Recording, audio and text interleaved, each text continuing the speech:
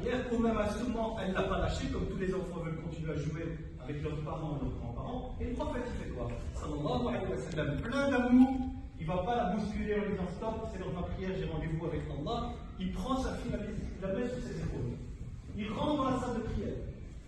Et il dirige la prière avec sa petite fille sur ses épaules.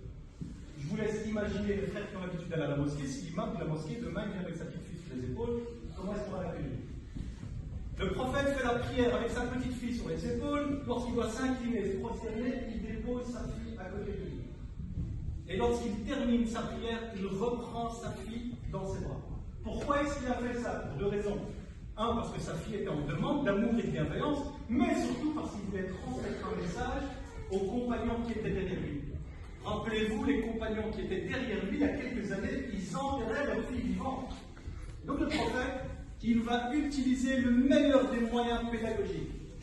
Les savants musulmans nous disent, on écoute avec nos yeux. Vous voulez que vos enfants apprennent un comportement, de manière d'être, soyez à l'exemple de ce que vous voulez qu'ils soient. Faites ce que vous voulez leur apprendre, ne leur dites pas. Dis pas à ton enfant, lis le Coran si tu n'as jamais le Coran. Dis pas à ton enfant, prie à l'heure si tu ne pries pas à l'heure. Sois ce que tu voudrais que ton enfant soit. Et donc le prophète sallallahu alayhi wa sallam, c'est ce qu'il va faire.